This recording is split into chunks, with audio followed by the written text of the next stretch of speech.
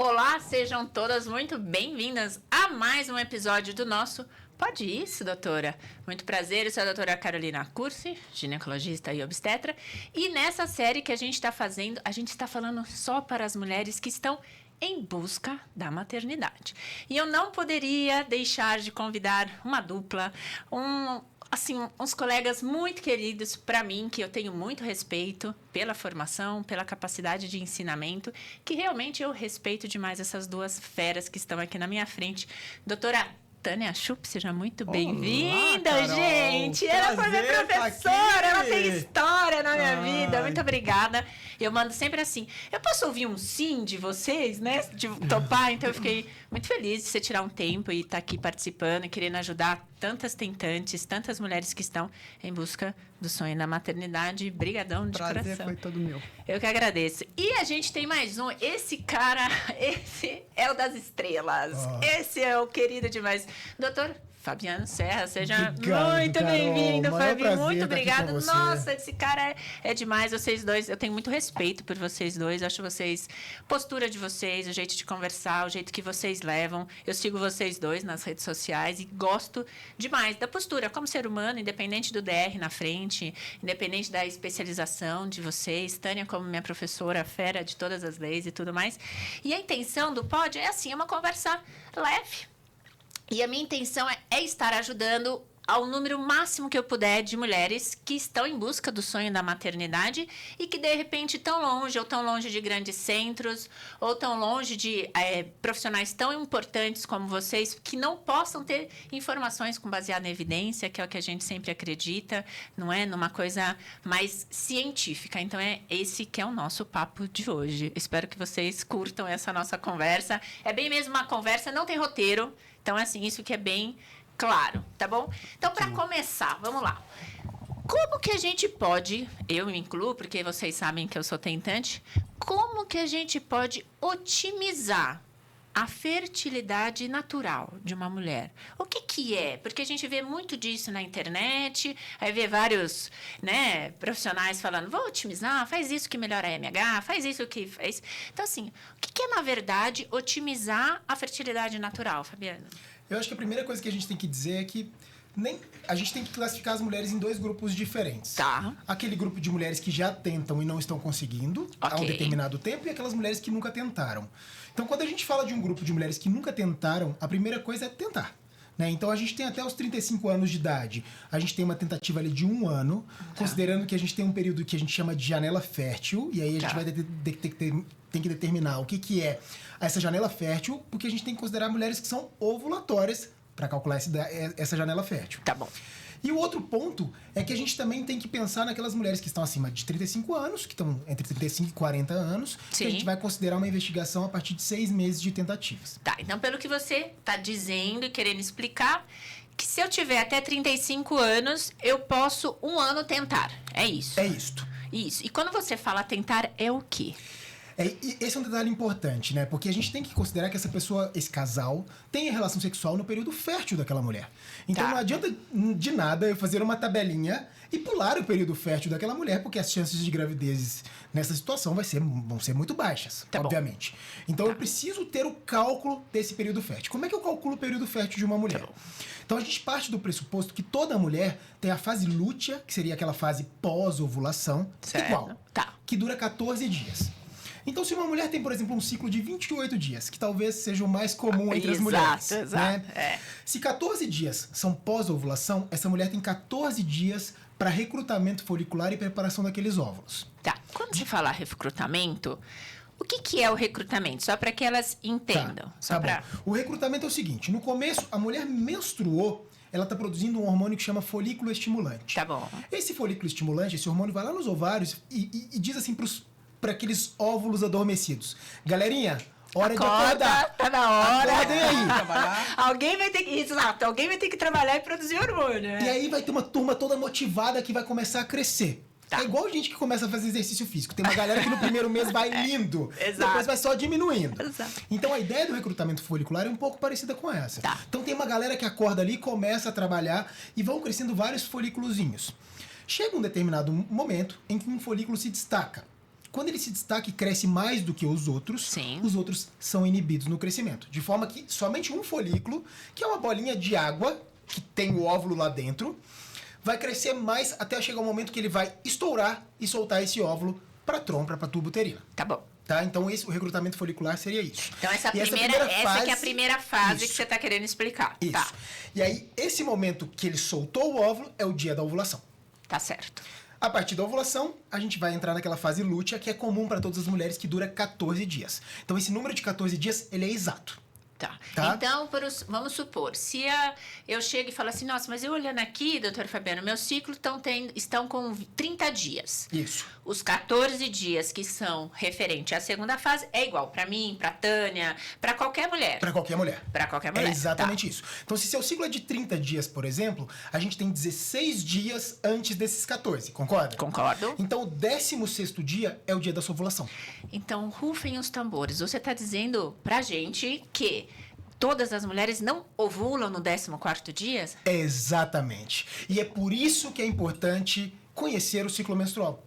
É por isso que é importante para o pessoal que está assistindo a gente que a gente tenha noção de que o ciclo ele é variável. E se o ciclo é variável, o dia da ovulação também é variável. Então, aquela mulher que tem, por exemplo, um ciclo de 24 dias, ela não pode ser enquadrada no 14º dia como as outras mulheres, porque ela vai perder sempre o timing do dia melhor para ter relação sexual. Acho que isso é muito importante, né, que você está explicando, porque todo mundo fala assim, é o 14º dia que eu tenho que me proteger ou é o 14º dia que eu tenho que ter. Então, parem de uma vez por todas de achar que todas nós mulheres ovulamos no 14º dia. Pela explicação do que você está explicando e esclarecendo pra gente, é isso. Bom, então já entendi que a segunda fase são 14 dias, igual para todas as mulheres. Como que eu vou determinar a janela fértil para eu poder chegar para meu marido e não chegar, né, às 8 horas da noite, quando uma pessoa já chega cansado, louco do trabalho. Agora eu estou no meu período fértil, eu preciso ter relação.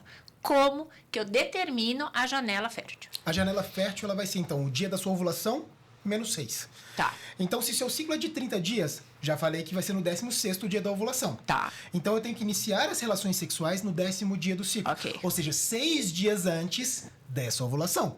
Tá. Se o ciclo, por exemplo, é de 32 dias, vamos pensar num ciclo um pouquinho maior. Eu vou considerar que essa mulher vai ovular no 18º dia, porque 32 menos 14, que é a fase lútea, que é igual para todas as mulheres, vai dar 18. E se dá 18, eu tenho que iniciar as relações sexuais mais constantes a partir do 12º dia. Então, o que eu quero dizer? Dia da ovulação, menos 6 dias. Então, uma mulher que tem um ciclo de 28, que é o mais comum, aí sim vai ser o 14º dia. Menos 6, 8º, 9º dia ali, quando ela começa a janela fértil. Entendi. E aí, no período da janela fértil, qual é a recomendação? Eu ter relação de manhã, de tarde, de noite, todos os dias, até cansar meu marido, até... Como é que é? Tem que ser dia sim, dia não? Posição interfere? Como é que é, então, para eu otimizar esse período da janela fértil? Então, determinamos o período fértil dessa mulher. Determinamos. Nesse período, ela tem que ter relações sexuais pelo menos a cada 2 dias. Pelo menos. Pelo menos. A gente tem uma frequência sexual super boa. A gente gosta de ter relação todo dia.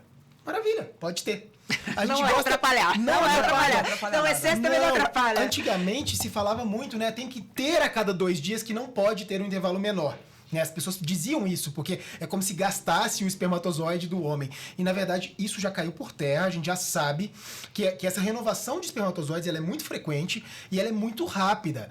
Então, hoje a gente já sabe que se quiser ter relação 3 vezes no dia, 4 vezes no dia, se você der conta e quiser, maravilha, né? O importante é isso, se der conta e quiser. Numa vida de casado, né, ainda, né? Se não trabalhar, home office, talvez dê. Home office, talvez dê, né, Tânia? Mas, por favor, fecha a câmera. Exato, pelo amor de Deus, cuidado, fechar a câmera é importantíssimo. Mas se conseguir e quiser, pode. Isso não vai interferir de forma dramática na taxa de fecundidade, né? Na taxa de concepção. Tá. Então, pelo menos a cada 2 dias, mas se quiser ter com mais frequência, sim. Lembrando que o período de 3 dias antes da ovulação é o que tem maior chance de engravidar. Tá. Então, a gente falou que a janela fértil ela começa 6 dias antes da ovulação, mas os 3 dias que antecedem a ovulação são os principais. Então, meu marido viaja muito, eu viajo muito e a gente nunca se encontra. Pelo menos tentem que os 3 dias antes da ovulação vocês estejam juntos e tenham relações frequentes. Tá. Então, a gente já entendeu. Período fértil, a frequência das relações. Mas e aí, doutor? Eu tenho que ficar deitada, eu tenho que colocar a perna pra cima, eu não posso tomar banho, eu vou usar qual tipo de lubrificante, interfere, não interfere, pode ou não pode, como é que é? Isso é muito legal, porque minha mãe conta que engravidou de mim porque ela colocou a perna pro alto. Olha, gente! Olha! Saiu um médico Deu certo, saiu o Fabiano Serra, senhoras e senhores. Então agora a regra não mudou. A literatura tá toda errada. A literatura tá toda errada. Se saiu o Fabiano... Exato. Se saiu o Fabiano ficando de perna pra cima, mulheres, a chave do sucesso é ficar de perna pra cima. Mas é engraçado, aí você vai perguntar quanto tempo ela tentou? 4 meses. Ou seja, engravidou super rápido, né? Engravidou super rápido. Então, na prática, não existe nenhum estudo que comprove que a posição sexual, durante o ato sexual ou após o ato sexual, interfira de forma significativa nisso. Tá. Então, não existe nada em relação a isso. Então, pode levantar depois? Pode, não tem problema. O que a gente não pode é fazer ducha vaginal. Tá. Pra quem não Aliás, sabe, eu vou ducha pedir... vaginal nunca, né? É isso que eu ia pedir. Ducha vaginal é você introduzir, tentar fazer uma limpeza no canal vaginal. Não façam isso, né? Então... Isso nunca, né? Jamais, a gente já sabe que a nem... gente não deve fazer isso nunca. Não existe essa recomendação de lavagem interna da vagina. Em nenhuma situação. Tá. Né?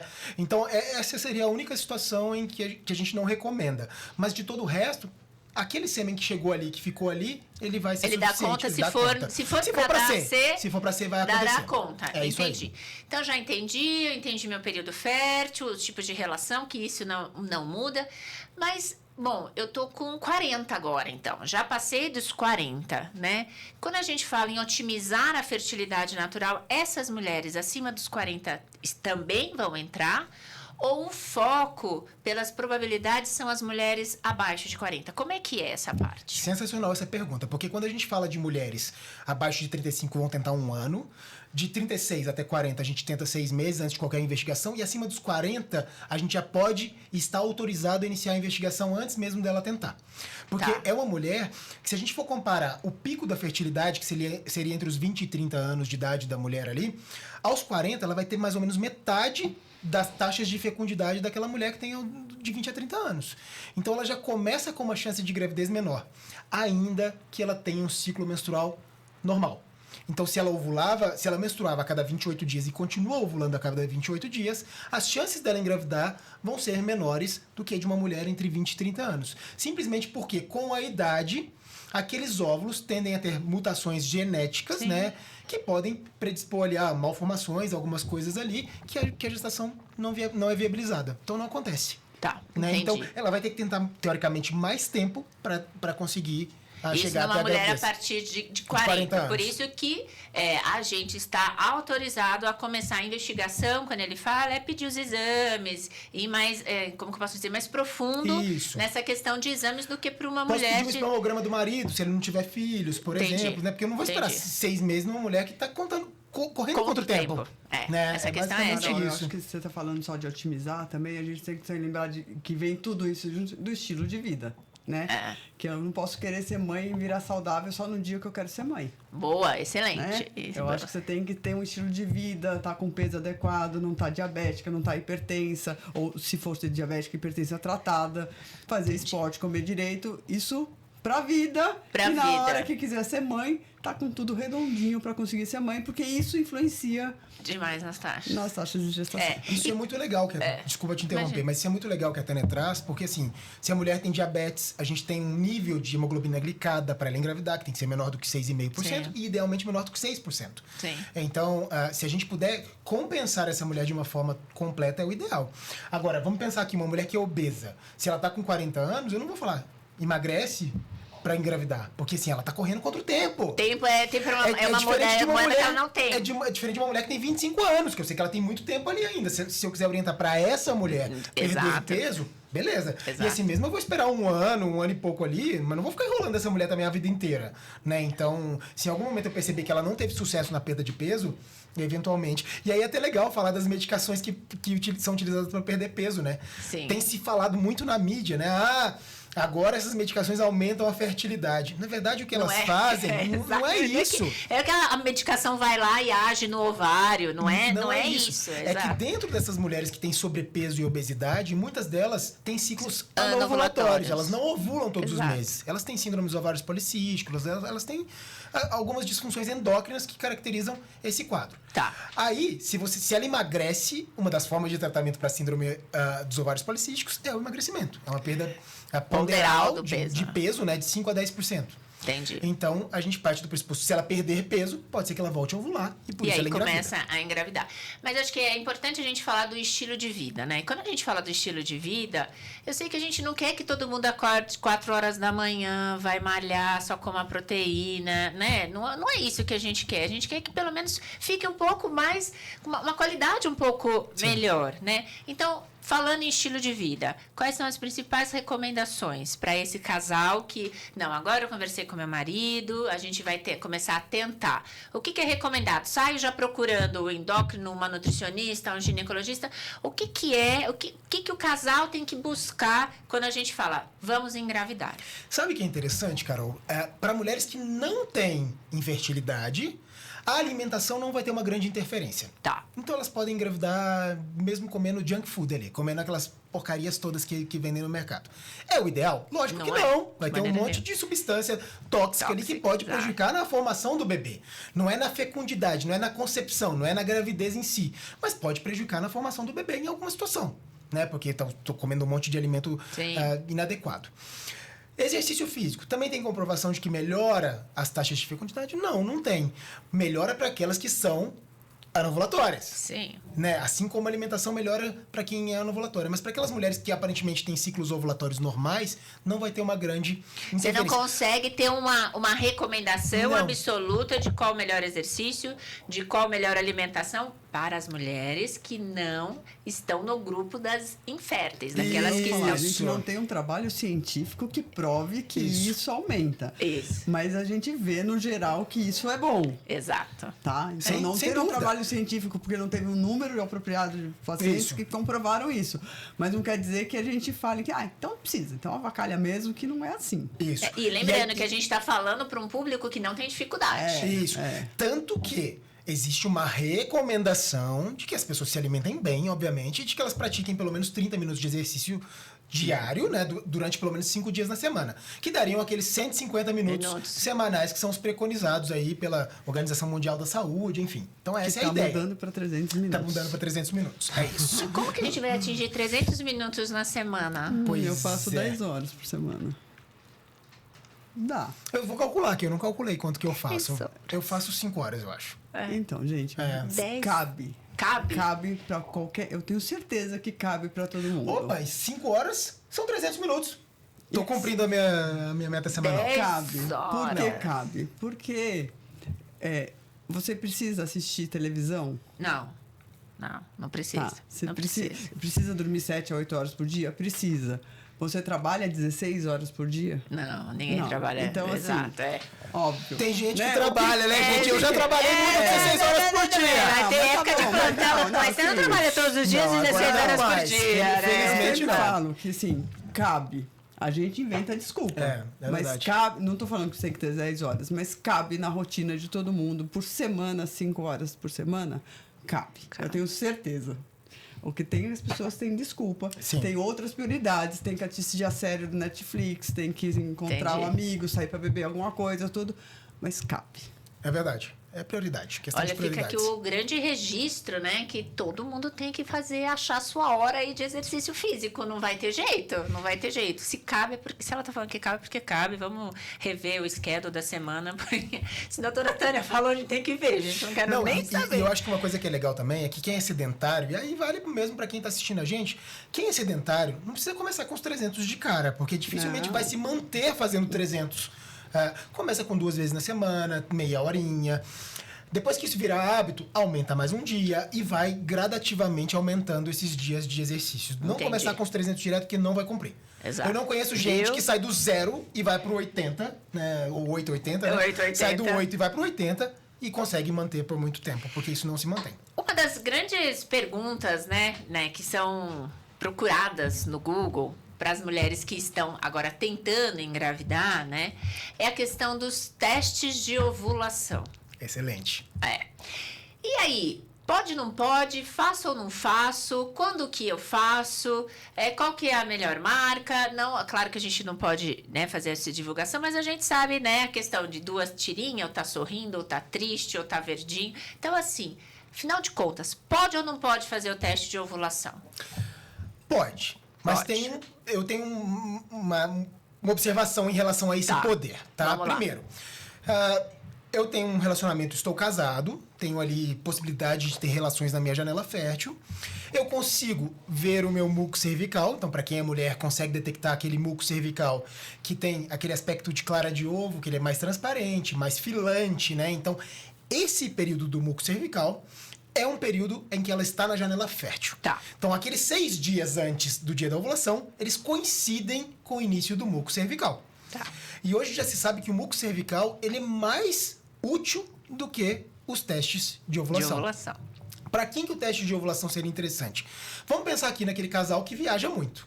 Tá. E que precisa ter relação naquele dia que é mais provável que a gravidez aconteça. Quais são esses dias? 3 dias antes da ovulação. Que é justamente quando esses testes começam a dar positivo. Então, se eu estou num cenário em que eu tenho um ciclo ou muito irregular também, esse mês ou outro eu ovulo ali com uma diferença de 3, 4 dias, eu não consigo calcular muito bem minha janela fértil, o teste de ovulação nesse cenário, eu acho que tem uma eficácia melhor. Uma eficácia melhor. Então, não é saindo, né? É que porque eu vejo, e quando você faz o levantamento pra gente ver as perguntas, né? Parece que as mulheres assim, eu decidi, vou engravidar, aí eu já saio, vou comprar qualquer vitamina, que seria o nosso próximo assunto que eu vou perguntar.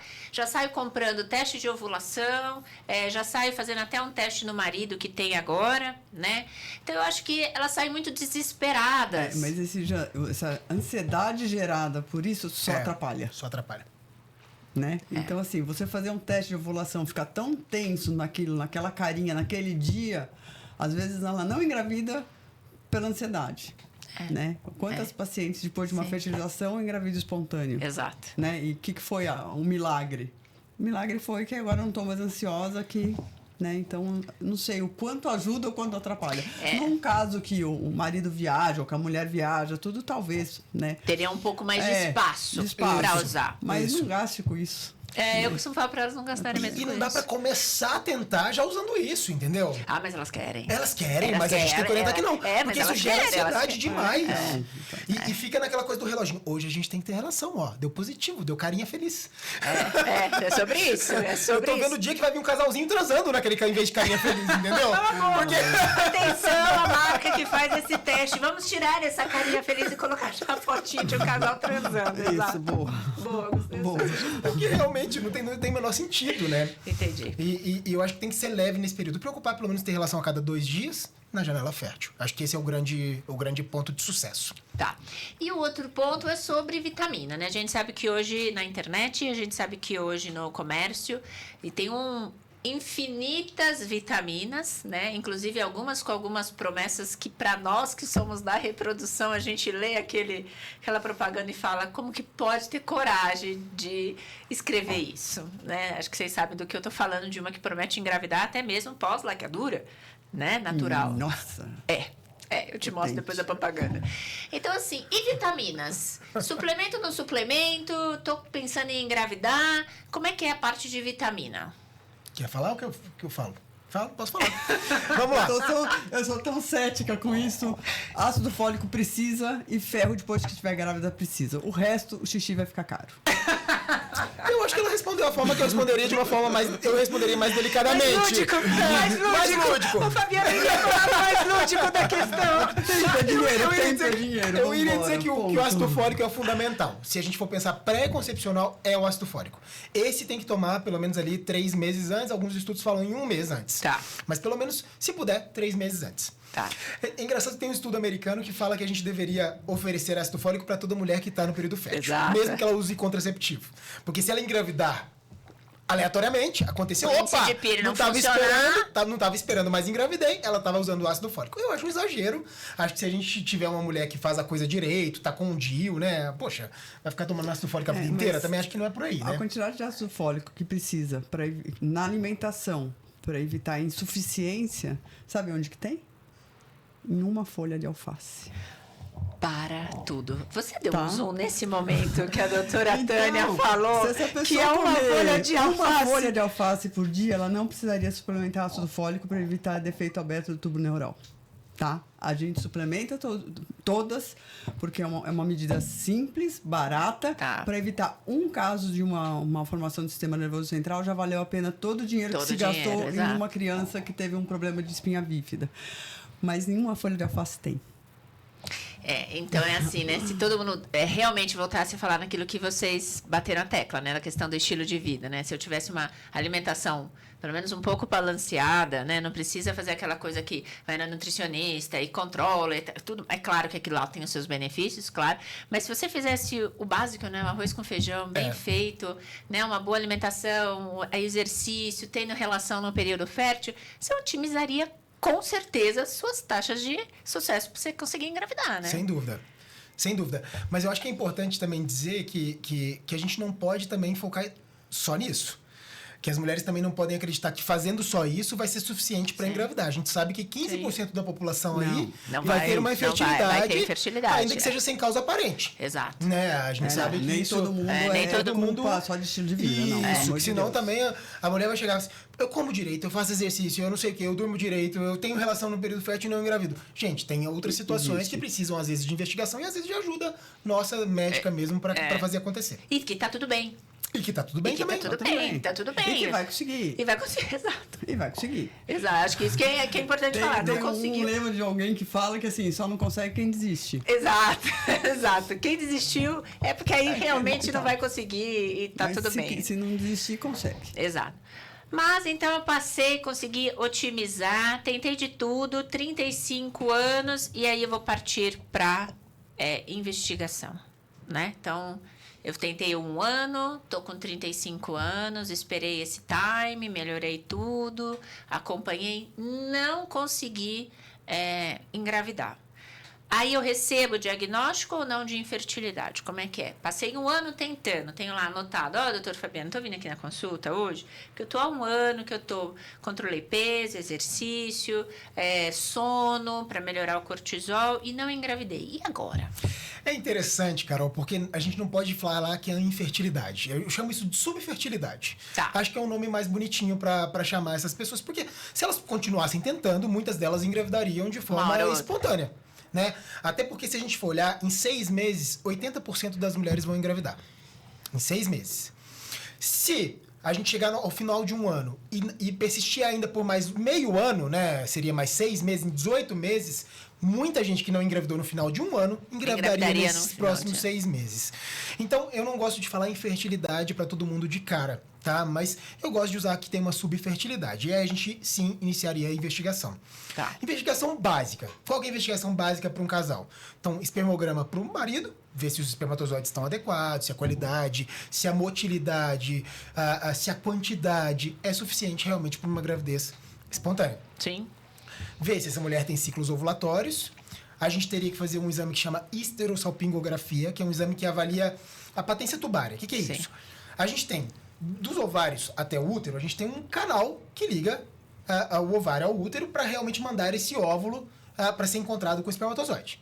Se esse canal está fechado ou obstruído de alguma forma, não vai haver encontro de espermatozoide com óvulo. E para você que está acompanhando a gente, eu vou deixar aqui no link desse vídeo a doutora Cássia, responsável pelo Laboratório Alta e pelo Laboratório Salomão, deu um encontro aqui com a gente incrível. Fala aí, gente, não foi? Sobre histerosalpingografia, que agora ela não tá tão difícil de realizar, né? Então, assim, para você que está ouvindo esse nosso podcast com essa explicação do Dr. Fabiano e tem dúvida de histerosalpingografia, tem aqui no vídeo, no descritivo do vídeo, o link para assistir essa aula, uma super aula com a doutora Cássia. Legal, porque a esteroscopiografia realmente agora ela é menos dolorosa, né? Hoje eles já conseguem fazer uma esteroscopiografia de qualidade muito legal com muito menos dor, porque no passado era, meu Deus, chegou aquele momento daquele exame. Exato. Né? Tinha que tracionar o colo do útero. Isso, graças a Deus, isso não se faz mais. Bom, em alguns lugares, que a gente ainda sabe que tem muita gente fazendo as antigas, né? Infelizmente. Mas vocês podem investigar e tentar descobrir um lugar onde não dói. Exato. Acho que fica a dica aí. Fica a dica. Existe, tá? E aí essa seria uma investigação simples, é lógico, vou ver dosagens hormonais, mas essas coisas básicas, até de dosagens hormonais, de exames de sangue, isso a gente faz até pré-concepcional, antes mesmo dela engravidar. Então isso não faz nem parte da investigação neste momento. Isso a gente teria que ter feito lá atrás. Avaliar sorologias, avaliar se tem alguma doença, avaliar se tem alguma alteração endócrina, por exemplo, se tem um hipotiroidismo, se tem alguma coisa que justifique tratamento antes de iniciar a gravidez. Mas é claro, se ela não engravidou, a gente vai repetir também esses exames laboratoriais para ver se tem mais alguma coisa. Não é isso? Isso. Não é? Acho que é basicamente isso. Uma ultrassonografia transvaginal, que às vezes a gente hoje acaba fazendo de rotina, mas se a gente for olhar mesmo na literatura, não teria indicação da gente fazer ultrassonografia transvaginal para todo mundo. Certo. Então, na maioria das vezes, elas já fizeram uma ultrassonografia transvaginal, mas a gente acaba repetindo nesse cenário. Então, engravidei. Olha agora, cheguei lá, então passei, fiz minhas tentativas, fiz exercício físico, melhorei a alimentação, passei no Dr. Fabiano, ele me orientou, período fértil, não era fértil. Engravidei. Nossa, aí eu saio, já conto pra família. Aí eu tô lá, 8 semanas, já quero fazer sexagem, nananana. E aí, eu passo por um aborto. Mas, doutora, deu tudo tão certo, eu sou jovem. Como assim que aconteceu o aborto? E aí? Conta pra gente, entendeu? O que é o aborto? Como que você acolhe as suas pacientes nesse momento? A gente entende que vem essa carga emocional. Eu sou jovem, não é justo eu passar por um aborto, né? E a gente sabe que elas pensam isso, né? Eu sou jovenzinha, eu vou ter aborto. Eu tô esperando que aquela mulher mais velha tenha um aborto e não eu. Sim. Como é que é? Explica pra gente definição de aborto. Todo mundo pode ter aborto, independente da idade. Eu posso ter, você... Como é que é o aborto? Definição de aborto é uma perda gestacional até 20 semanas de gestação. Uau, tá. Bastante. É bastante. Mas normalmente é até 12. Né? Quando vai acontecer, da concepção até 12 semanas de gestação. 30% das gestações evoluem para aborto. É muito. É muito. Para todo mundo. Fala. Não estou falando das inférteis. É muito. Tá? Qual a principal causa de aborto? A gente desconhece. A principal causa é desconhecida. Quando a gente conhece a causa, a principal é alguma malformação genética do embrião. Tá? Quando a gente conhece, mas a principal causa é desconhecida.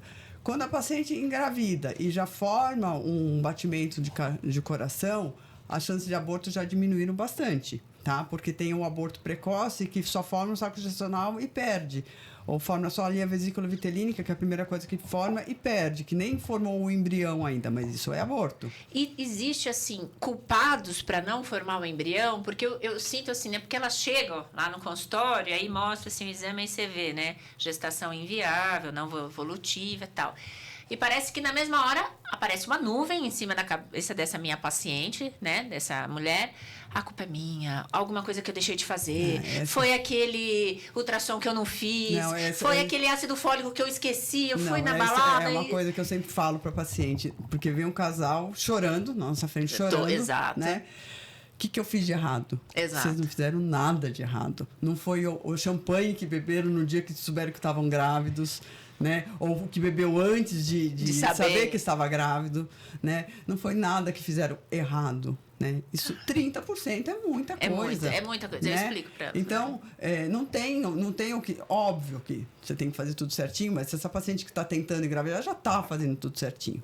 Tá? Certo. E não tem nada que ela faça que evite isso. Óbvio que definição de um aborto de repetição são 3 perdas de abortos consecutivos. A gente não espera uma paciente no consultório ter 3 abortos para começar uma investigação, porque senão elas trocam de médicos no primeiro. Trocam mesmo. No primeiro, elas já querem investigar tudo. Tá? Eu tranquilizo, eu não investigo tudo, porque eu falo assim, o gerar ansiedade, na minha opinião, é muito pior do que você investigar tudo e falar que não tem nada, porque também você não dá resposta nenhuma. né? Você investiga porque tudo se você e não dá investiga resposta logo na nenhuma. primeira e não vem nada, Aí né? o que eu faço? Eu falo assim, olha, eu tive 2 filhos e eu tive um aborto entre um e outro. Né? Se você perguntar para todas as suas amigas que tentaram engravidar, todas já tiveram aborto, é muito frequente. É muito frequente. Tá? Então, assim, você tem que tranquilizar essa paciente. Mas vamos falar, ela teve 2 abortos. Aí sim você vai começar a investigar. Tá? E as investigações de aborto de repetição são poucas, porque a gente conhece poucas as causas de aborto de repetição. Precisa sair, eu falei que é alteração cromossômica, precisa sair pedindo cariótipo do casal para todo mundo? Em menos de 1%, menos de 0,5% a gente acha uma alteração de cariótipo do casal. Entendi. Né? Não, vou pensar numa síndrome antifosfolípide. Sim, depois de 2 abortos de repetição, você vai fazer alguns exames que vão excluir essa síndrome antifosfolípide. Um exame de tireoide, importante, para ver se ela não tem um hipotireoidismo. Né? Se ela tem um ciclo irregular, ciclos maiores, uma pesquisa de prolactina. Mas é depois de 2 a 3 abortos de repetição. E como eu falei, a maioria das vezes a gente não vai achar a causa. E sabe o que os trabalhos falam? O que melhora e o que faz uma paciente ter um filho em casa? Continuar tentando. Porque depois uma paciente com 3 abortos de repetição, ela tem 30%, 33% de chance de ter um outro aborto de repetição. Ela tem 70% de chance de ter um neném em casa. Aumenta. Então ela tem que tentar de novo. E é difícil, né, a gente lidar com essa questão do abortamento. O primeiro, assim, eu vejo, né, elas já saem... Eu oriento muito as minhas pacientes. Calma. Descobrimos agora a gestação, vamos esperar os primeiros ultrassons para a gente ver a formação da vesícula, do embrião, do batimento, né? Mas eu vejo como as pacientes se posicionam diferente, né? Tem aquela que fica quietinha, não conta que engravidou. Ai, gente, vamos esperar pelo menos o morfológico, eu não quero contar para ninguém, porque, né, eu quero passar por esse período de aborto, senão gera uma cobrança da família, daquela amiga que contou. Pô, você abortou? Mas como que abortou? Era tão saudável, né? Como é que, na prática de vocês falam, vocês orientam nesse momento? Sai contando, não sai? Como é que a gente leva? Eu acho que não tem que contar. Eu acho que você tem que esperar um pouco, porque até quando acontece um aborto, o casal vai digerir esse luto, porque é um luto, em 2 meses. Se você conta para a família toda, esse luto vai virar 6 meses, porque todo mundo vai olhar e falar assim, coitadinha, ela abortou. Eles já passaram, já estão tentando de novo, já viraram a página, mas vai encontrar a mãe e falar assim, ai, coitadinha, ela abortou. Então todo Cadê mundo... bonitinho, né? Todo mundo em volta faz aquela lembrança, aquilo voltar. Então eu acho que é prudente esperar, não precisa ser até 12 semanas, mas até umas 10 semanas de gestação, esperar para sair contando para todo mundo. Você faz a mesma posição? Como é que é a sua postura? É interessante porque, na verdade, antes, quando eles chegam para consulta pré-natal, eu já tenho essa conversa do risco de perda. Eu acho que é importante você deixar preparado o casal para isso. Eu falo, olha, eu uso a taxa de 20%, porque a literatura é meio divergente nisso, né? Alguns lugares 20%, outros 15%, outros 30%, enfim. Eu uso 20%. Eu confesso que eu uso 30%. Eu uso 20%. Então, como é que é a minha fala com o casal que chegou aqui grávido para mim? Eu falo assim, olha, 1 a cada 5 gestantes que chegarem para mim aqui vai perder. 4 vão continuar. Sua probabilidade qual que é maior? De continuar. Mas você tem chance de perder? Tem. E se perder, a culpa é sua? A culpa é do seu marido? É culpa de algo que você fez? Não. Então eu já parto do pressuposto que essa orientação ela tem que ser no momento que a gravidez está rolando, que está tudo bem. Porque se acontecer, lembra daquela nossa conversa que a gente teve? Você lembra que isso pode acontecer? Você lembra que isso é natural e espontâneo? Então vamos lidar dessa forma. Claro, tem o acolhimento, tem toda a postura de abraçar esse casal ali naquele momento do luto. Mas existe essa informação prévia justamente para que não seja uma surpresa quando acontece. E aí, porque muitas vezes eles perguntam, mas é 1 a cada 5 mesmo saudável? Mesmo paciente como eu, jovem? Mesmo como você, jovem. Porque se chegar para ela fala, opa, então acontece mesmo, né? Aconteceu para mim. Então, não é que tira a dor, mas ameniza, eu acho. Se você tem informação antes. Eu acho que ela consegue antes. Entender, né? Acho que o entendimento do casal, né? Quando você recebe essa informação antes, ele é melhor. E daí talvez consiga virar a página um pouco mais rápido. Mais rápido. Porque tempo é uma coisa que a gente não dispomos, né? Exato. Vamos, vira a página, vira a página, vira a página. E sobre o contar ou não contar para as pessoas? Eu tenho uma orientação, eu compartilho muito com o casal. Tem casal que fica louco, né? Pra publicar no Instagram, engravidei, aqui a fitinha positiva, sapatinho, de 2, 3 semanas. Sapatinhos na barriga, né? Já com a começa... mãozinha dada assim, né? Os 2 com a mãozinha, sapatinho segurando. E assim, eu acho que tá tudo bem se você tá disposto a enfrentar toda a sociedade te perguntando depois se você abortou. né? Mas a minha orientação, no final das contas, qual é? Se você abortasse, você gostaria que alguém soubesse para te acolher? Seu pai, sua mãe, sua irmã. Conta para quem você contaria que abortou. Eu acho que eu contaria da gravidez, para quem você contaria que abortou, para quem seria seu suporte emocional naquele momento. Emocional. Porque também passar por isso sozinho é muito difícil. É muito difícil. Eles sempre escolhem, né? Eu contei pro meu irmão. Isso eu vejo. Eu perguntei, aí, contou da gravidez para alguém? Deu positivo, né? Aí, doutora, eu contei para minha irmã, porque minha mãe vai ficar na minha cabeça. Mas a minha irmã já não. Mas passar por isso sozinho é muito difícil. Eu acho que esse suporte, esse apoio emocional de alguém próximo é muito importante. Porque senão o casal fica completamente sem chão ali, né? Tem só você como referência médico. O marido ajuda, a gente espera. Depende, eu já vi marido ficar pior do que a mulher que abortou. Juro por Deus. E são situações que a gente não sabe até ter a perda, né? A gente não sabe a reação de ninguém até que enfrente realmente a perda, né? Exato. Bom, mas então eu tenho medo de engravidar e vou pra FIV, então. A FIV é uma garantia de que eu não vou abortar, doutora Tânia? Não. Poxa vida, mas eu tô indo pra FIV. Eu posso escolher os embriões se eu estudar geneticamente esse risco de aborto de repetição que eu falei que tem uma associação com malformação do embrião. Você pode excluir, porque você pode estudar esses embriões geneticamente antes de implantar. Mas é isso que eu falei. Quantos abortam e que a gente não sabe por que abortou? Né? Mesmo embriões normais. Então, eu posso fazer uma FIV de um embrião saudável, tá, meninas? Para aqueles pacientes que passaram pelo processo de FIV, vão lá, estudam geneticamente. Eu coloco, dá positivo, eu ainda corro risco de aborto? Sim. Não, e eu acho que é interessante dizer uma coisa, até antes, porque pode não dar positivo. Mesmo a gente transferindo o embrião que a gente chama de euploide, o que é isso? Tem todos os cromossomos bonitinhos ali. Não tem nenhuma alteração genética conhecida. Sim. Mesmo a gente transferindo o embrião euploide, pode não implantar. E o teste de gravidez ali primeiro pode vir negativo. Então, um embrião euploide você tem por volta de 70% de gestação, mas eu explico, não tem ninguém 70% grávida. Ou ela está grávida ou ela não está grávida. Se eu pegar 10 grávidas, 7 vão ficar... 10 fertilizações com embrião euploide, 7 vão ficar grávidas e 3 não vão ficar. Né? Mas você fala para o paciente, você tem 70%. Ou vai ser 0 ou vai ser 100 para ela. É isso aí. E quando ela for o 0, ela vai falar, mas como ser 70%? E se ela engravidar, também não está livre do aborto. Pode acontecer o abortamento em algum momento ali do início da gestação. Eu acho o aborto um assunto tão delicado, né? É um assunto tão, assim, dolorido para falar na saúde reprodutiva, né? Porque aquela mulher que está tentando engravidar, daí consegue, ou faz uma FIV e consegue. E depois receber uma notícia que...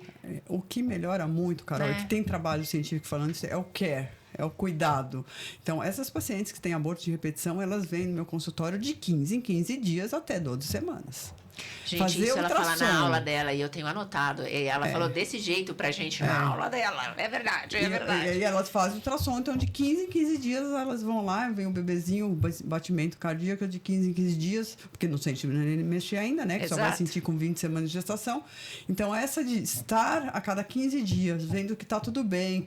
E eu falo, o enjoo é bom, porque se você tá enjoada é porque você tá grávida ainda. Esse cuidado, esse acolher faz toda a diferença. Mas dizer também que quem não tem enjoo não significa que não tá grávida, né? Porque senão você já tem uma grávida ali, mas eu não tô com enjoo, então não tá evoluindo. Calma. 50% das mulheres têm enjoo, 50% não tem, mesmo que a gravidez evolua. Escolha o seu grupo. Escolha seu grupo. Escolha seu grupo e siga com a sua gestação, viu, gente? Isso é importante. Isso é interessante que esse care, eu percebo isso também, inclusive na prática clínica, né?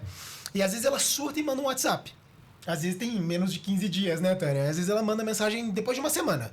Ai, meu Deus, será que tá aqui ainda? Alguma coisa? Passa aqui no consultório, eu não vou gastar 3 minutos pra fazer um ultrassom nela, sabe? Se for horário comercial, vem aqui. Vem aqui, qualquer horário, eu te encaixo entre 2 pacientes, eu faço um ultrassom em você, tá tudo bem aqui, ó, continua a gestação, vida que segue. Porque isso tranquiliza, né? E às vezes tranquiliza até a gente também, que é obstetra, pra ser bem honesto, né? Porque também pra gente... Às vezes também elas têm feeling, né? Não tô indo bem, aí quando você faz, nossa, isso é complicado. É isso. Mas eu recebi o diagnóstico de aborto. Tá bom. Então agora, como é que é? eu posso esperar em casa.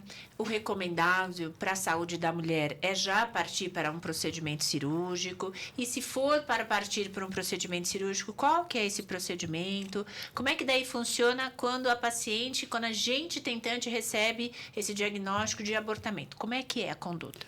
Então, eu acho que a gente pode ter uma conduta expectante, tá? Até 12 semanas. Mesmo se já tiver um embrião com 12 semanas tem no máximo 5 centímetros, se tem, né? Porque normalmente, uma das dúvidas... eu estava grávida de 10 semanas, eu fui fazer meu ultrassom, falou que eu abortei, porque pela medida do bebê, que a gente mede o bebê, que eu abortei com 8 semanas. Isso não é real. Tá? Por que não é real? Porque na hora que você tem um aborto, se você demorar para fazer um diagnóstico, que seja 1 semana, você tem uma absorção, esse bebê está menor e o ultrassom calcula a idade gestacional pelo tamanho do bebê. Não quer dizer que porque ele está menor, deu 8 semanas, que você abortou com 8 semanas e ficou até 10 para vir no consultório e fazer o diagnóstico, né? Mas se tem um aborto precoce com uma idade gestacional até 8 semanas, você pode ter uma conduta expectante. Doutora Tânia, prefiro conduta expectante. Você tem que tranquilizar a paciente que não tem tempo para isso acontecer, que pode demorar. Eu vou fazendo ultrassom de controle de 15 em 15 dias. Explico para ela que na hora que ela começar a ter um sangramento, é uma menstruação um pouco mais volumosa, que ela não tem que ter dor, que ela pode tomar qualquer analgésico para dor, né? E que depois que ela tiver o sangramento, a gente faz o ultrassom e vê se saiu tudo, tá? Tem pacientes minhas que são altas executivas que viajam, que falam assim, doutora Tânia, tem uma viagem atrás da outra. Ok, não dá para esperar essa conduta, vamos internar, vamos fazer uma aspiração uterina. Hoje em dia é raro, a gente tem que fazer uma curetagem, usar o instrumento, a cureta, que era, né, a gente faz uma aspiração, né? E faz a interna de manhã, vai embora à tarde, resolveu, acabou o assunto, ponto final. Normalmente a gente faz essa aspiração, já faz um ultrassom de controle, está tudo bem e segue a vida. Se a gente não tem uma conduta expectante, a paciente pode engravidar no mês seguinte. Eu tenho pacientes que não menstruaram depois de eliminar espontaneamente um aborto, tá? Agora, quando a gente faz uma MI ou faz uma curetagem, que nem faz mais muito, a gente normalmente espera 2 menstruações para depois pedir para essa paciente tentar engravidar de novo. Então, Entendi. assim, se ela está tentando engravidar, é melhor não ter uma conduta expectante, porque ela quer engravidar de novo. Porque Mas aí, se ela também espera, ela vai perdendo tempo. Tá. E para a saúde feminina, influencia alguma coisa eu ter uma conduta expectante? Expectante, meninas, é de esperar você eliminar o bebezinho sem nenhuma conduta médica, sem internar, sem nada, como a doutora Tânia falou. E quando você parte para um procedimento, é você internar e tem o procedimento. Para a saúde da mulher, isso impacta, não impacta? Como é que é? Se você tiver que fazer uma dilatação do colo uterino, porque ainda está fechado, tipo essa paciente que viaja tudo e eu fiz o diagnóstico, ela não teve nenhum sangramento, eu fiz o diagnóstico de aborto, ela quer internar hoje mesmo e quer fazer essa aspiração. Às vezes eu preciso, não passa a cânula para fazer a aspiração, eu tenho que dilatar esse colo de útero. E com isso eu posso levar a uma incompetência do colo, né? Tá. Então, existe alguma conduta assim. Se eu tiver tempo, eu posso preparar esse colo, colocar uma medicação para o colo ficar molinho, não tem que fazer uma dilatação e eu vou diminuindo os riscos. Se eu fizer uma aspiração muito intempestiva, eu posso grudar a parede anterior na posterior e fazer uma sinéquia e aí ela não engravida porque ela fez uma sinéquia, tá? Por isso eu gosto da conduta expectante, porque na hora que sair tudo sozinho, antigamente a gente morria de medo de infecção, eu nunca vi uma infecção na conduta expectante numa paciente que faz controle a cada 15 dias indo no seu ginecologista e vendo se está tudo bem. Você vai orientar, não tem a relação nesse período. Claro. Né? Não vai enfiar nada intravaginal.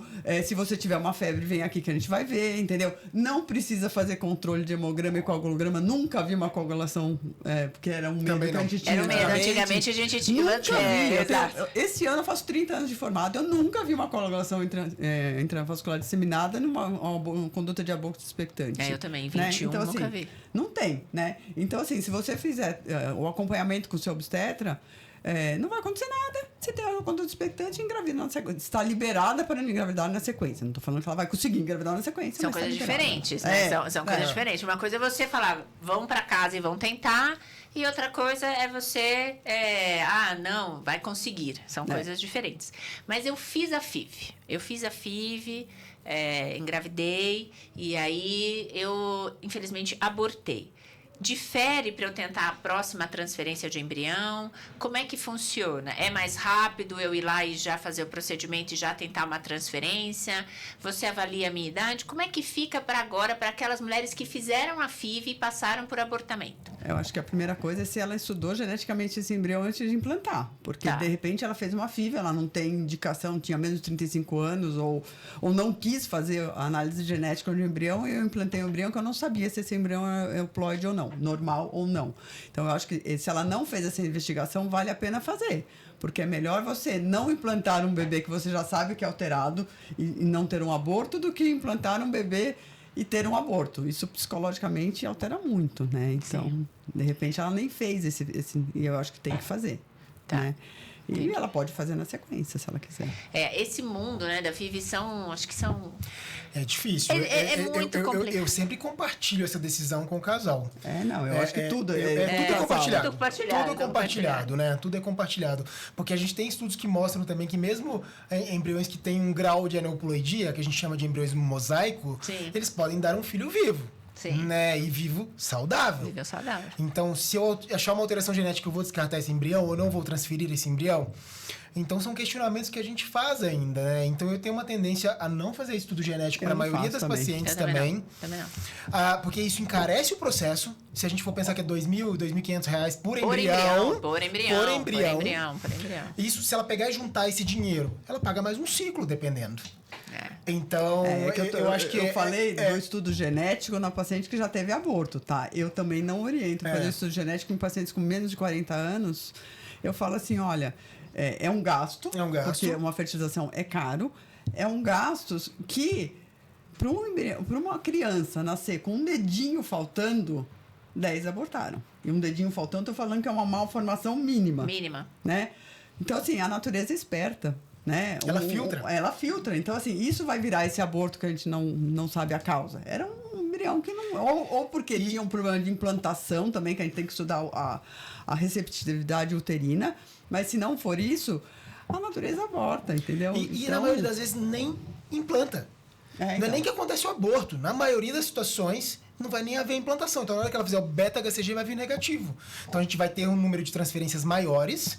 Né, um número maior, mas a gente não vai ter abortamentos tão sucessivos, né? Não é o mais frequente. O mais frequente é dar negativo de cara, se tiver uma alteração genética importante. Tá. Falando de alteração genética, o material, o resíduo do meu aborto, encaminhar ou não para estudo cromossômico? Se a gente for pensar que a principal causa conhecida de aborto é a alteração cromossômica, sim.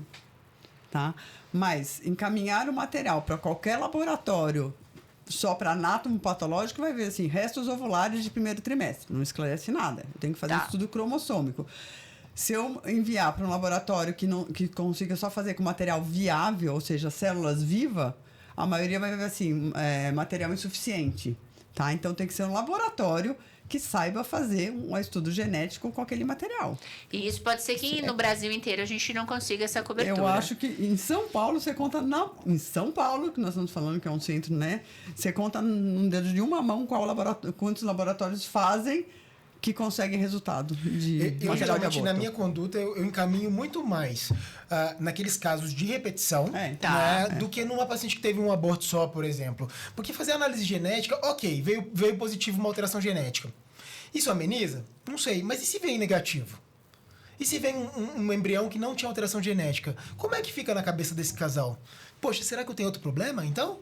Será que eu tenho alguma questão a mais? Eu acho que você avaliar esse material, né, que é resíduo do aborto, para a próxima gestação em si, não vai mudar nada. Não vai mudar nada. Não vai porque não vai estar mais nessa mãe, já é outro material genético, é outro espermatozoide, é outro óvulo.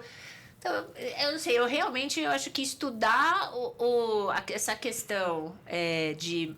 Né, o restos ovulares, cromossomicamente, na minha prática, eu não faço. Eu nem faço a aspiração, nem faço a curetagem, ela vai abortar, ela vai eliminar esse material em casa, não tem nem como mandar. Quando que a gente tem que mandar para anatomo patológico, realmente? Se a gente tiver uma suspeita de doença trofoblástica gestacional, aí a gente tem que mandar, né? Porque aí é outra situação.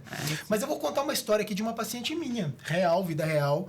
Ela teve uma gravidez e ela tinha um septo uterino.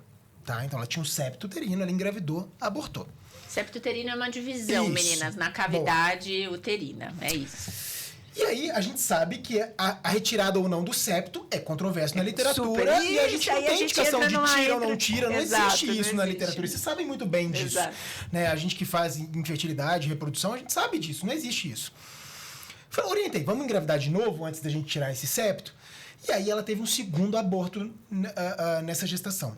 E aí ela quis fazer exame genético desse embrião. Beleza. Pedimos exame genético e veio um embrião euploide. Uau. Normal. A partir do momento que eu tive um embrião euploide normal, a gente conversou e falou, então vamos tirar esse septo. Tá. Então vamos tirar esse septo. Ela engravidou e tá levando a gravidez adiante numa gravidez normal. Então venceu o primeiro trimestre.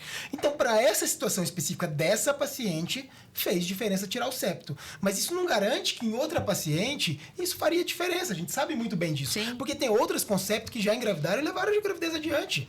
E não tiveram nenhum outro grau de complicação, né? Não tiveram perdas. Então, essa decisão ela tem que ser compartilhada paciente a paciente. Eu acho que hoje é tudo, né? Aquilo que a gente comentou. Eu acho que tudo hoje é compartilhado, já que a gente não tem uma lei que rege, que fale tem que ser desse jeito, tem que ser daquele jeito. Eu acho que você tem que compartilhar, porque talvez para mim o que possa gerar ansiedade traz calmaria. Saber que, de repente, estava alterado, né? Era um aneuploide, para mim tá tudo bem, eu vou entender, para mim é melhor para eu virar a página. Eu acho, Carol, que o casal tem que procurar um médico com uma boa formação, que ele confie e que que ele tenha o acesso a todas as informações. E o casal, junto com o médico, decide o que quer fazer. Porque assim, não dá para o paciente falar assim, nossa, mas eu vi na internet, ou eu vi com outro médico, fiz uma consulta com outro médico, que tinha mais isso que podia ser feito, e você não me ofereceu, né? Eu acho que tem um monte de teste que não serve para nada. Mas você tem que falar para o paciente, existe tudo isso, tá? Eu acho que você tem indicação de fazer isso, isso e isso. Vamos fazer? Você quer fazer? Talvez não mude nada, mas você vai ficar mais tranquila. Então, você tem que oferecer as coisas que tem para ser feito, o que existe de real na literatura. Sim. Tá? Medicina baseada em evidência, guidelines. E o casal com o médico vai decidir o que fazer. Vou dar só um exemplo. Um paciente que tem dois abortos de repetição, não tem 3, tem 2 abortos de repetição e tem uma alteraçãozinha no exame que não fecha síndrome de antifosfolípide. Se fechasse síndrome de antifosfolípide, que é uma doença que causa o aborto de repetição, você dá a Clexane, um anticoagulante, injeçãozinha na barriga durante a gestação inteira. Tá? Tem que ter 3 abortos e fechar com 3 marcadores para ter que usar o Clexane. Quantos médicos com 2 abortos sem nenhum marcador de síndrome de antifosfolípide dá a Clexane? A maioria. Se para a cabeça da paciente isso é bom, e se ela acha que foi isso que fez a gestação ir para frente, você vai falar, olha, não foi, mas quer tomar, vamos tomar. Só que ela tem que entender que ela está tomando, porque os 3 decidiram que podia. Tá? Sobre isso. Mas, por quê? Porque hoje em dia a paciente vai para o médico, o outro vai em todas as áreas do mundo, tá? O construtor que fala que a parede do outro é torta. Ela vai para o médico, tem um aborto, ela vai para outro médico e fala assim, não, mas você abortou porque você não usou o anticoagulante. Aí outro médico, o paciente que teve um aborto, dá o anticoagulante, ela vai com a gestação até o final, ela fala assim, aquele primeiro médico era uma porcaria. O outro me deu o Clexane e eu tô com meu bebê em casa. Foi o Clexane? Não foi o Clexane. Não foi o Clexane. Né? Então, assim, você tem que ter informação e a decisão é dos 3 juntos. E é interessante, o casal gente, e o médico. A Tânia falando isso me fez lembrar de situações, por exemplo, a gente tem boa formação e a gente sabe disso.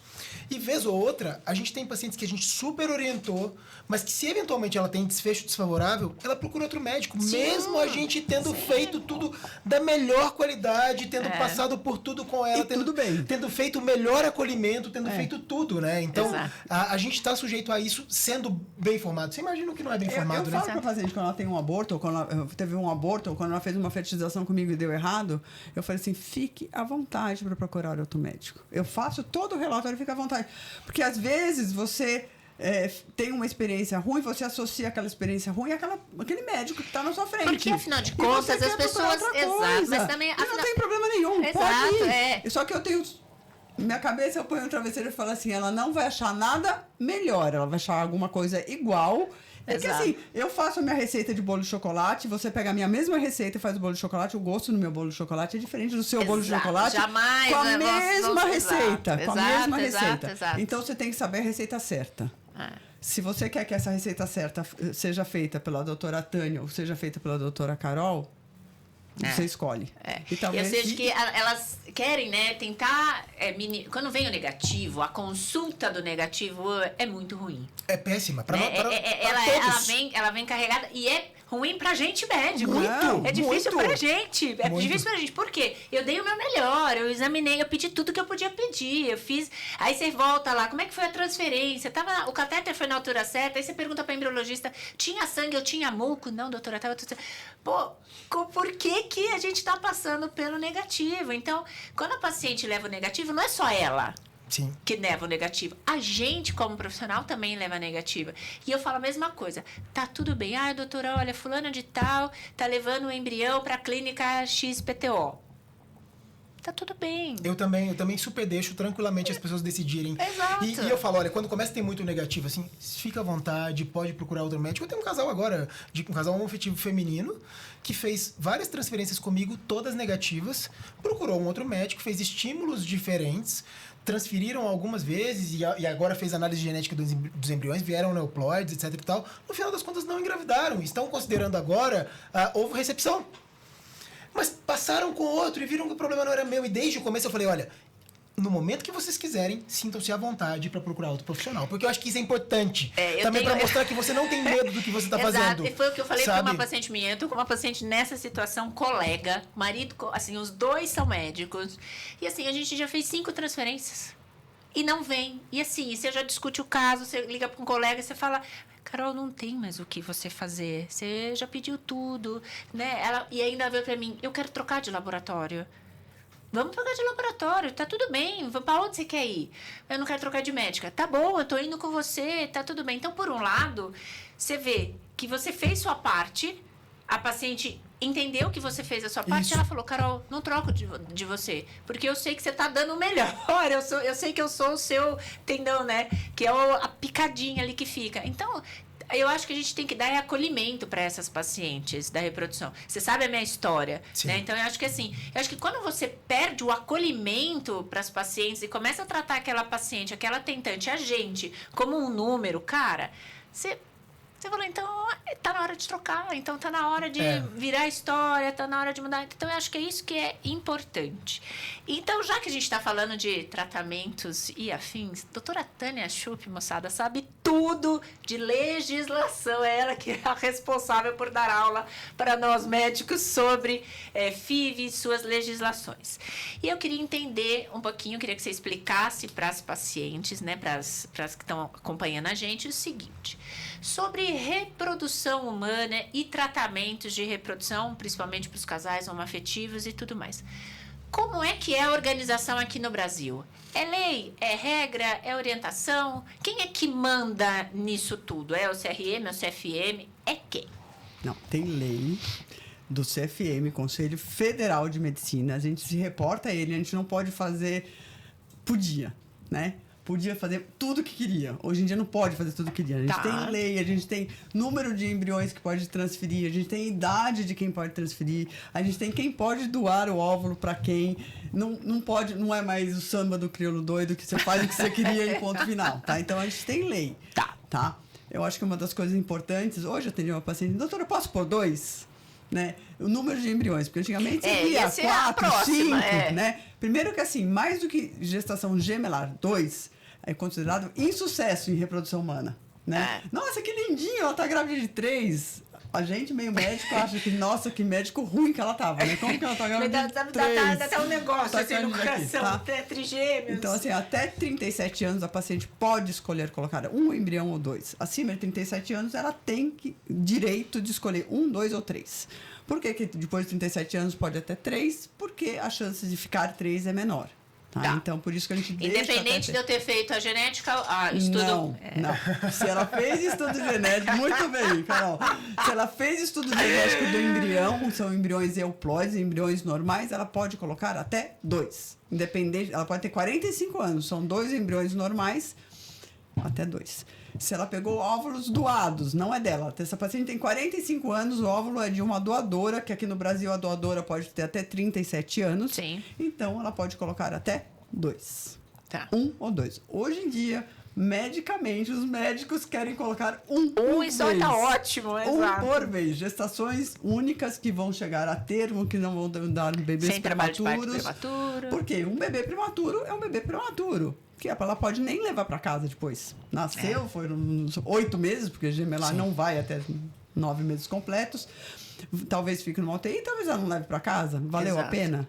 Não. Então, vamos lá. Um por vez, a chance de chegar até o final, 40 semanas é grande. Então, um por vez é o que a gente gosta, médico. Mas pode escolher até 2. Até 2 ela pode fazer. Até 37 anos ou embriões normais. Tá.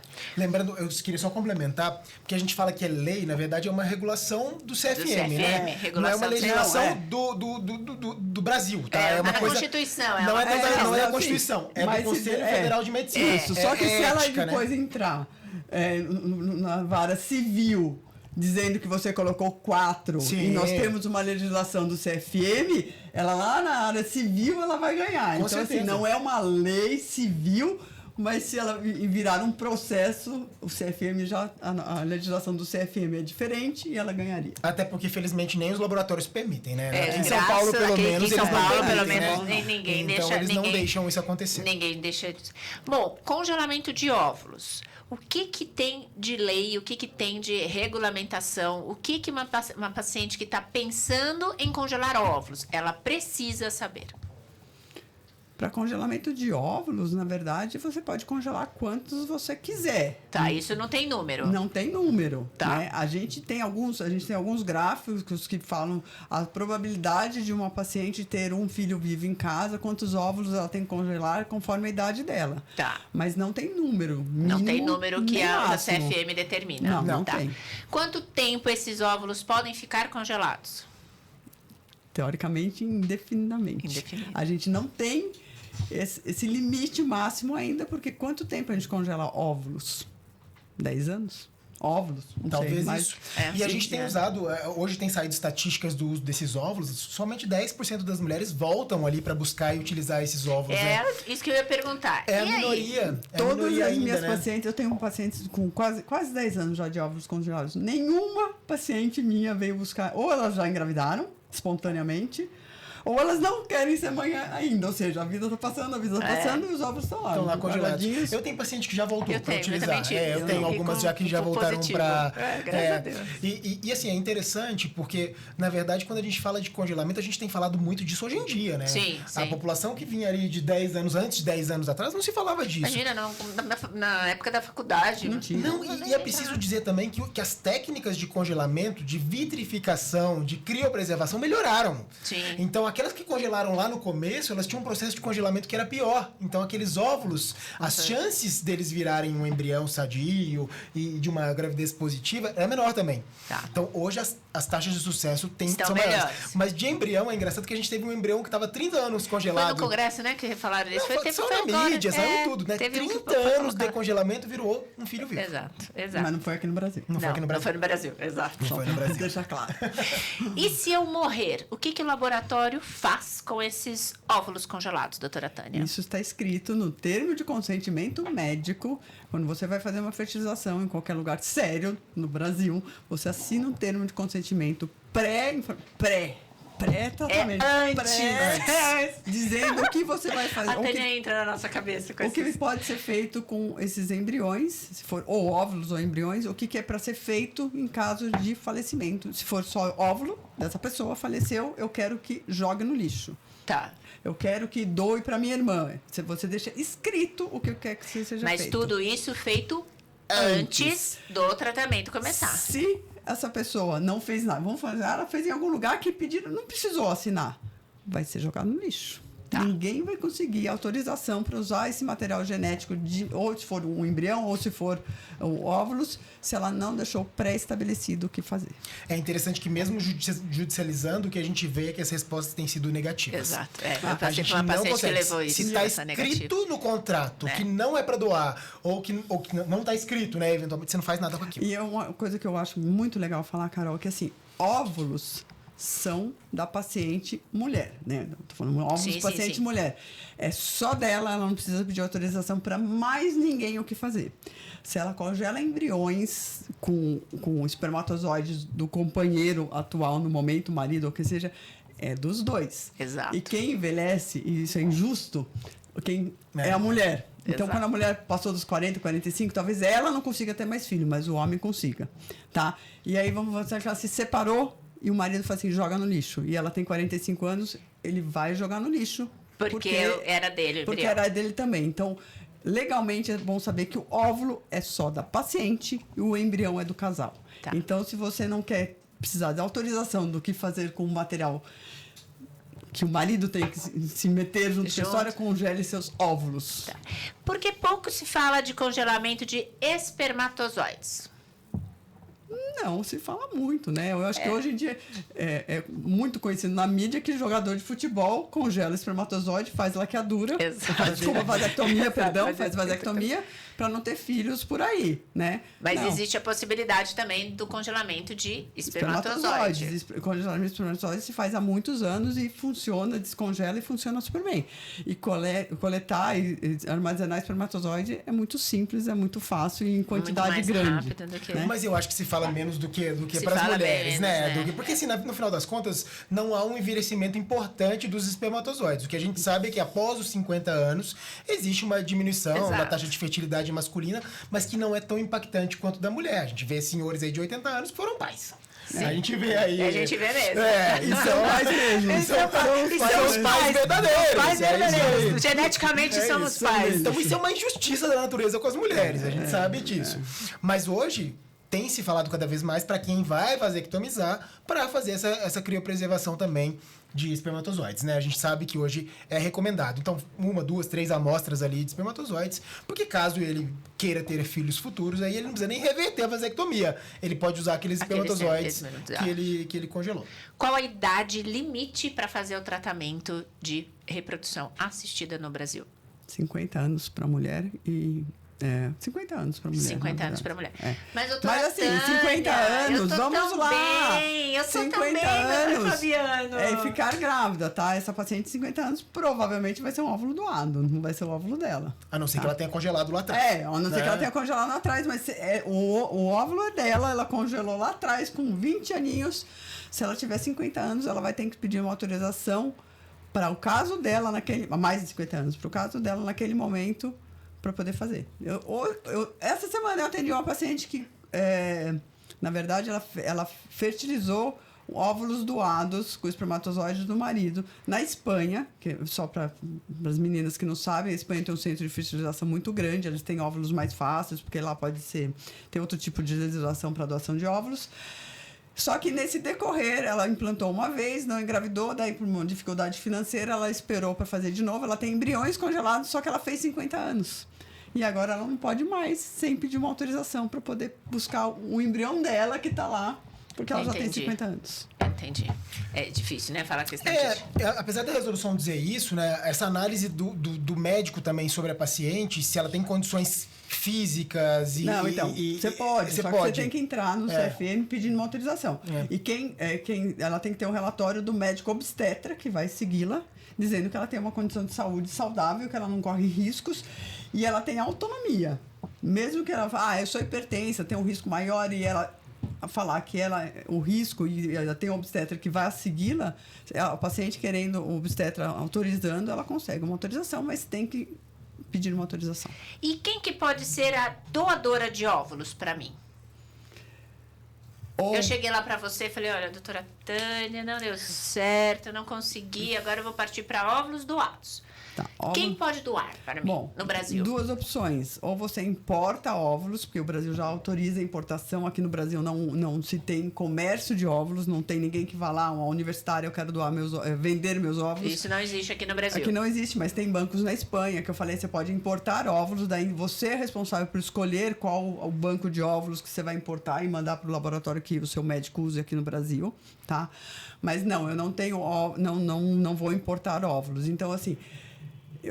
quando eu dou aula, eu falo cada um com seus problemas, né? Se a mulher que não tem óvulos, ela pode procurar na família dela, até parente de 4º grau, que seria primos, alguém que possa doar do lado dela.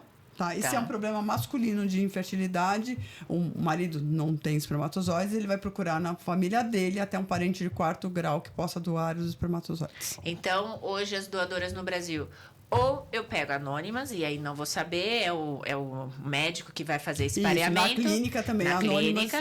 Ou eu posso ter na minha família até 4º grau. Isso. Preciso fazer alguma documentação especial para isso ou não? Sim, é feito? Sim. Não, é feito mesmo porque depois você vai ter que...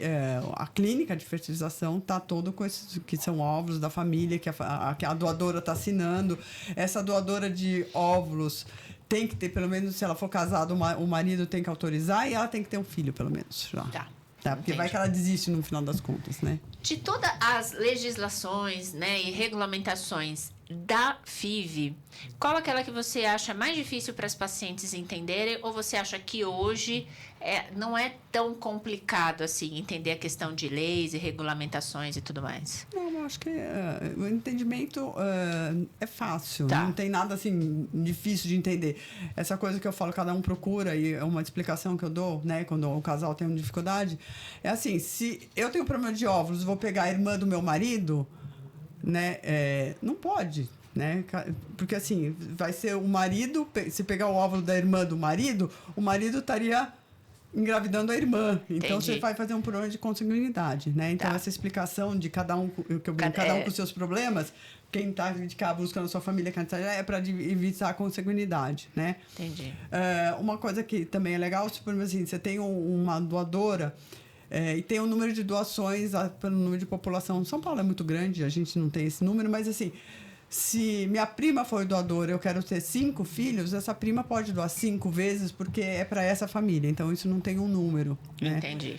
Mas se for doações anônimas, que, por exemplo, assim, a gente vê noticiário, um cara doou tem 40, 50 filhos, por aí não pode. Tá. Então, para tudo tem um jeito, mas para tudo tem uma regulamentação. Tem toda uma regulação. O tempo passou, o tempo voou, eu fiquei muito feliz. Eu também. Vocês são amados demais, vocês são muito Foi queridos. ótimo. Eu gosto de Obrigado. verdade de vocês, do fundo do meu coração. Quero agradecer a presença. Foi muito legal, é muito esclarecedor. Os dois falam muito tranquilos, muito leve. Acho que isso que leva a conversa assim, ser tão gostosa. Doutora Tânia, muito obrigada. Eu queria que você deixasse para todas nós tentantes que estamos nesse caminhar, engravida e aborta e não consegue, dá um tempo e vem a ansiedade. Qual a sua mensagem que você deixa para todas nós? Não desista. Não desista. Troque de médico, se sentir mais segura, baixa a ansiedade. Não desiste. Tá. Porque assim, se esse é um sonho, você vai conseguir. Não desiste. E você, doutora Fabiana? A bola da vez com o doutor Fabiano, senhoras e senhores. Eu acho que sobre não desistir é importante, mas também trocar de médico pode ser uma opção, mas quando você encontrar alguém que seja bacana e que você saiba que esse médico realmente está envolvido, que ele tem conhecimento técnico para lidar com você, também abrace esse médico e fique com ele, concordo. porque no final das contas, às vezes quando você troca muito, você perde às vezes a continuidade do tratamento, às vezes quando necessário, e essa perda de continuidade também pode não ser legal, você pode atrasar até chegar no seu positivo tão esperado. Né? Confie em quem você tá. Confie em quem você tá. Ache em É quem isso você aí. tá e confie. Com essas duas mensagens super mega positivas e vindas com toda a certeza do coração desses feras que tem todo o meu respeito, eu me despeço de vocês e faço o convite para vocês maratonarem os outros vídeos da nossa série do Pode Isso, Doutora, especial para tentantes, onde falamos sobre SOP, endometriose, falha de implantação, falamos sobre esterossalpingografia e eu espero vocês no próximo episódio do Pode Isso, Doutora.